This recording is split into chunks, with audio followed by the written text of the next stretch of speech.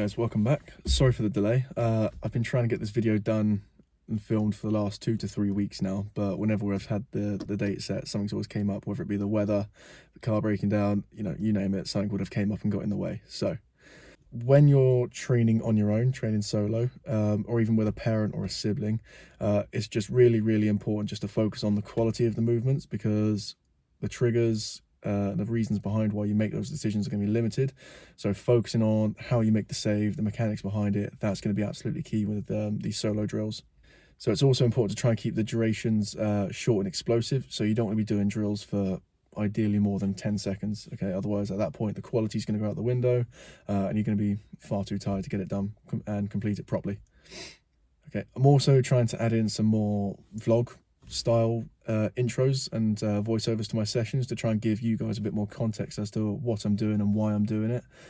So if you enjoy that, please let me know. If there's anything else you want to discuss or work on, that'd be great for me to have a rough idea. Lastly, if you're ever struggling for ideas for content, okay, I definitely recommend giving a look at Matt Burt's YouTube channel, Steve Rodden, who runs Elite GK Academy, DW Goalkeeping Academy, as well as Safe Hands Goalkeeping Academy. Okay, they've all got YouTube channels that are putting out great content, whether you're working on the technical, tactical, physical, the mental side of the game, or as well as just going over and analysing your own performances as well. These coaches are definitely putting out content worthwhile that you should definitely check out whilst we're in this lockdown. We're away from training, we're away from games.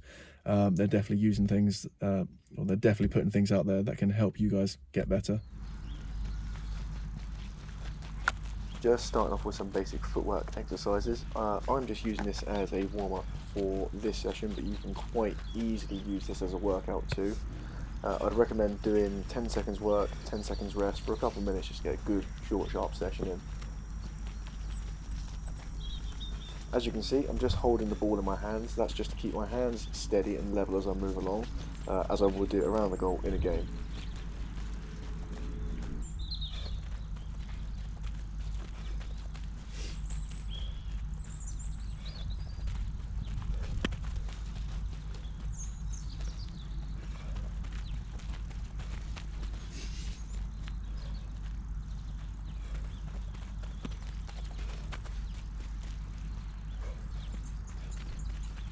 Now, just to make the zigzag drill a little bit harder, as you can see, I'm just going through it backwards as well, whilst zigzagging, while still holding the ball, and also just making sure that I scan as I go through the cones.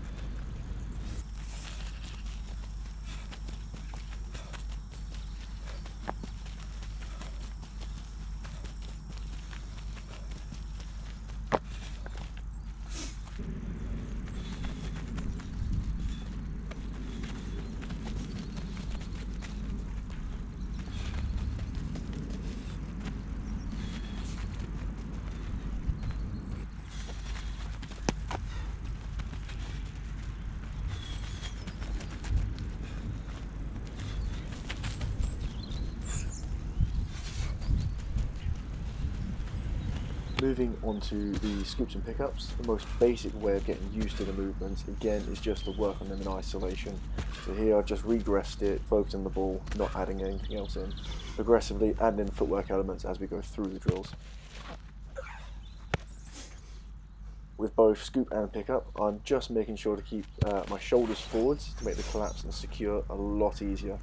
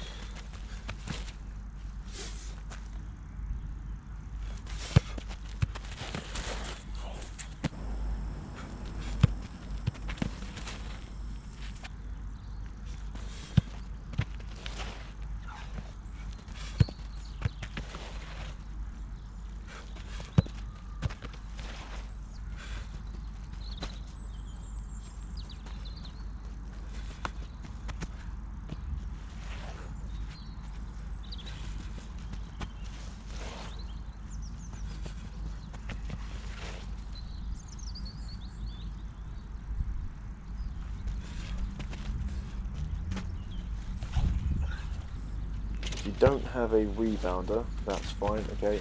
Try and improvise, or possibly just have a parent or sibling just stand there, you serve them the ball, and then they gently just try and tap it towards you.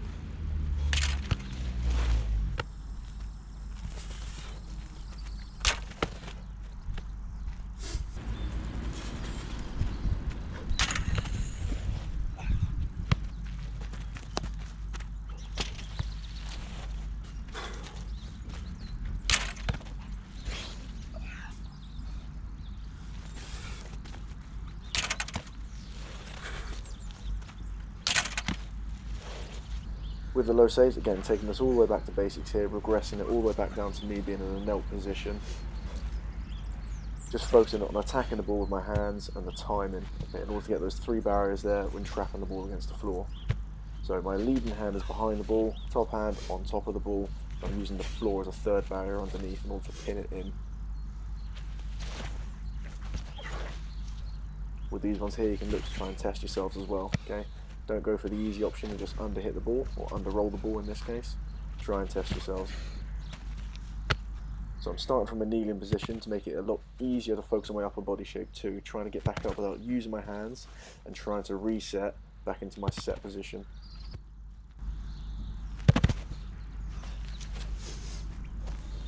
Whether you're kneeling down or stood up, make sure to keep stepping into each save and attacking the ball, aiming to land on your pockets rather than landing on your knees or chest when diving and hitting the floor.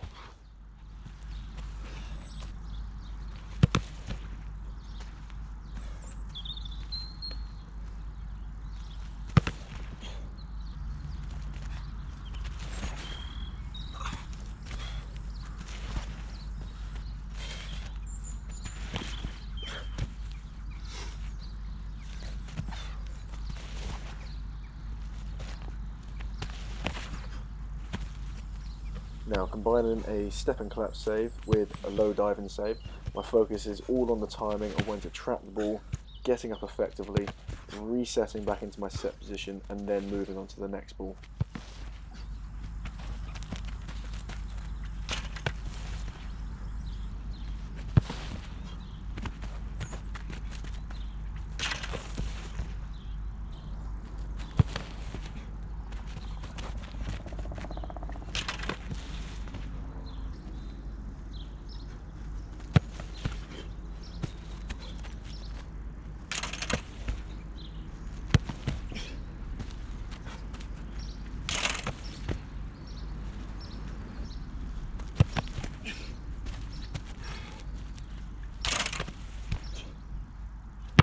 With the high balls, I'm still imagining I'm in a game, so making sure I keep my starting position and body shape realistic to what side the ball is being crossed from.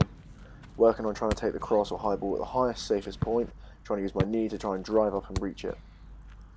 With the punches, I'm not looking to try and send the ball into the next field. I'm simply just trying to use my leading arm as a form of protection from any on-rushing attackers that you'd see in a game, and then using my other arm to guide the ball away to safety. After that, I'm adding in some distribution, taking the high ball and picking a target with the throws. For me, I was aiming for my fullback or my wing back, or in this case, the big oak tree on the side of the pitch.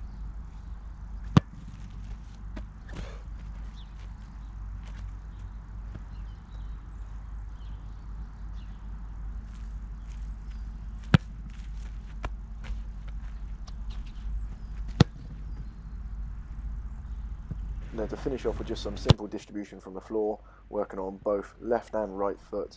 So hopefully once this pandemic's over, go back onto a match day, left and right foot are just as good as each other.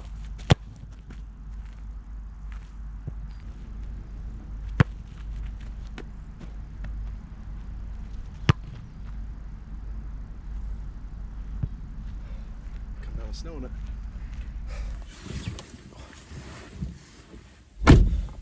Done. Right, so that's done and dusted at long last. Finally got it filmed. Hopefully I'll have it edited and out sometime this week, okay? After this one goes out, I'll hopefully be having a plyometric jumping session filmed and recorded for you guys. as well as a session working with parent and goalkeeper. Okay, so mum, dad, brothers, sisters, they can work productively together. Okay, and then I'll also be having my mobility routine. I'll make sure to get that filmed and posted out to you guys as well.